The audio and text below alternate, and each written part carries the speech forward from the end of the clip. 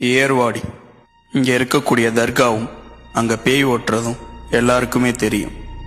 அதையும் தாண்டி இங்கே இருக்கக்கூடிய மர்மம் யாருக்கும் தெரியாது. ஜின்கள். ராமநாதபுரம் மாவட்டத்தை சேர்ந்தது தான் இந்த ஏர்வாடி. இங்கே இருக்கக்கூடிய தர்காவுக்கு வெளியே நிறைய பழைய மரங்கள் இருக்குமா. அந்த மரங்களில் இரும்பு சங்கிலிகள் கட்டப்பட்டு இருக்குமா. ஜின் உடம்புல ஏறினவங்கள அங்கே உட்கார வைக்கும்போது அந்த ஜின்கள் பேச ஆரம்பிக்குமா. அந்த சங்கிலிகள் மனுஷங்களை கட்டி போடுறது கிடையாது, அந்த ஜின்களை ஓட விடாம பார்த்துக்கிறதுக்கா. இந்த ஏர்வாடி பகுதிகளில் இரவு நேரத்தில் நீங்கள் தனியாக போகும்போது உங்களுக்கு பின்னாடி ஏதோ ஒரு உருவம் வருமா. உங்கள் காது பக்கத்தில் அத்தர் வாசனை வந்துச்சுன்னா உங்கள் பின்னாடியே ஒரு ஜின் நின்று உங்களை ரசிச்சுக்கிட்டு இருக்கதா அர்த்தம். அதையும் தாண்டி நீங்கள் தனியாக போகும்போது உங்கள் பேரை சொல்லி யாரோ உங்களுக்கு பின்னாடி இருந்து கூப்பிடுவாங்களாம். திரும்பி பார்த்தா அங்கே யாருமே இருக்க மாட்டாங்களாம். இந்த ஜின்கள் மனித உருவம் எடுக்கிற அளவுக்கு சக்தி கொண்டதான்.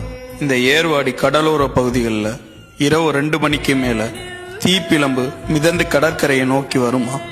ஆனால் கடற்கரைக்கு வந்தோன்னு காணாமல் போயிருமா. இதை கடல் ஜின்கள் வெளியே வர்றதுக்காக பண்ணுறதுன்னு சொல்கிறாங்க. ஜின்கள் கிட்டத்தட்ட ஒரு 3 வகை இருக்கு. மாரித், இஃப்ரீத், குல். இந்த 3 ஒவ்வொரு அம்சத்தை கொண்டிருக்கும்.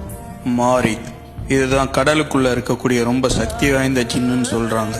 இஃப்ரீட் இது ரொம்ப கோவக்கார ஜின்னா, நெருப்புலேருந்து உருவானதா சொல்றாங்க. குல் மனுஷங்க நடமாட்டம் இல்லாத இடத்துல பாலடைஞ்ச பழைய இடத்துல தான் இது இருக்குமா.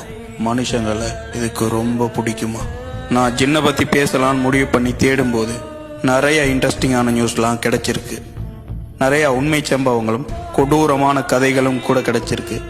ஸோ இதை ஒரு சீரீஸாக போடலான்னு நினைக்கிறேன். வேணும்னு நினச்சிங்கன்னா கமெண்ட் பண்ணுங்கள், மறக்காமல் நம்மளை ஃபாலோ பண்ணிக்கோங்க. அண்டு சேம் டைம் நம்ம வீடியோவை இப்போ நீங்கள் ஒரு இருட்டு ரூம்லேருந்து தனியாக பார்த்துக்கிட்டு இருந்தீங்கன்னா உங்கள் பின்னாடி ஒரு ஜின்னு உங்களோட சேர்ந்து நம்ம வீடியோ பார்க்குறதுக்கான வாய்ப்புகள் இருக்குது.